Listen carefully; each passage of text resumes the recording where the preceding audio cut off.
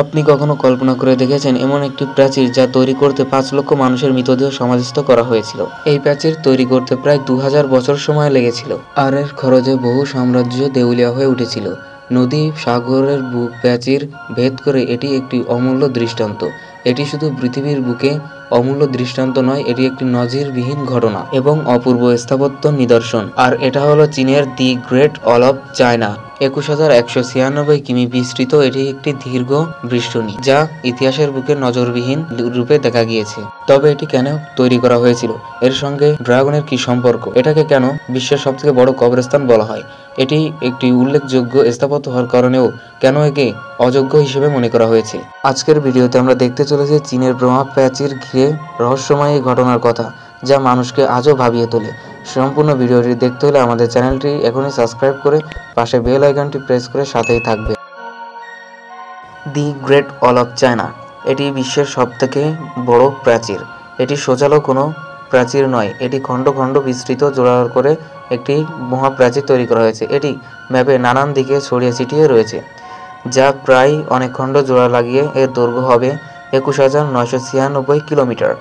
যদি আপনি এটা সহজে বুঝতে চান তাহলে বলা যেতে পারে ভারতের কাশ্মীর থেকে কন্যাকুমারী পর্যন্ত ৩ বার, আর বাংলাদেশ ঢাকা থেকে কক্সবাজার পর্যন্ত ২৬ বার গেলে এটি সমান্তরাল একই হবে। তবে আজকের দিনে এর একটি বড় অংশ নষ্ট হয়ে গিয়েছে। ১৯৮৫ সালে ইয়াহু ওয়েটন তার ৩ বন্ধু নিয়ে এই যাত্রাটি প্রথম থেকে শেষ পর্যন্ত যেতে সক্ষম হয়েছিল। তবে তাদের এটি সম্পূর্ণ করতে অনেক কষ্টসাধ্য হয়েছিল। তাদের সময় লেগেছিল ৫১০ দিন, অর্থাৎ ১৭ মাস। এই ৩ জনের পরে আজ পর্যন্ত কেউ প্রথম থেকে শেষ পর্যন্ত পাড়ি দিতে পারে নাই, কারণ এটি অনেকই হার্ডলি হিসেবে তৈরি করা হয়েছিল। এটি চীনের উত্তর প্রদেশে অবস্থিত। এটি বরফে ঢাকা বিস্তৃত এলাকা থেকে শুরু করে ইউনিলিভার পর্যন্ত বিস্তৃত। এর পথে রয়েছে উঁচু পাহাড়, নদী, নালা, খাল, বিল, পাহাড়, পর্বত, মরুভূমি, শুষ্ক বন জঙ্গল, ঘন মেঘ, বরফে বিস্তৃত এলাকা, নানান দিক। এটি সম্ভবত চায়নারা বলে থাকে ড্রাগনের অনুসারী, কারণ অনেক বছর আগে একটি ড্রাগন উড়ে এসে তাদের ভূখণ্ডে এসে পড়ে এবং পরবর্তীতে কর্মকারেরা এই ড্রাগনের ছাপ অনুযায়ী এই নকশাটি এঁকেছিল, যা প্রায় বিশ্বের ভিতরে অন্যতম একটি দৃষ্টান্ত মহাপ্রাচীর, দ্য গ্রেট অফ চায়না। যেমন চায়নারা মনে করে ড্রাগন হলো শক্তি এবং তাদের রক্ষার প্রতীক। যেমন পানি মানুষদেরকে বাঁচায়, জান বাঁচায়, ঠিক তেমন ড্রাগনকে তারা মনে করে একটি ঐশ্বর্য শক্তির অধিকারী, যা তাদেরকে রক্ষা করে।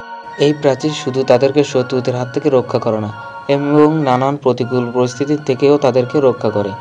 আপনারা যদি এই ঘটনা সম্পর্কে পুরো বিস্তারিত জানতে চান তাহলে আমাদেরকে পুরো ইতিহাসের শেষের দিকে যেতে হবে, যেখানে তারা কৃষিকাজ করত এবং নদী নালা থেকে সেচ দিয়ে তারা ফসল ফলাতো। এই পুরো ঘটনা জানতে হলে আমাদের এই সম্পূর্ণ ভিডিওটি দেখতে হবে, যা পরবর্তী পার্টে আমরা সম্পূর্ণ ইতিহাস তুলে ধরব। আজ এই পর্যন্তই।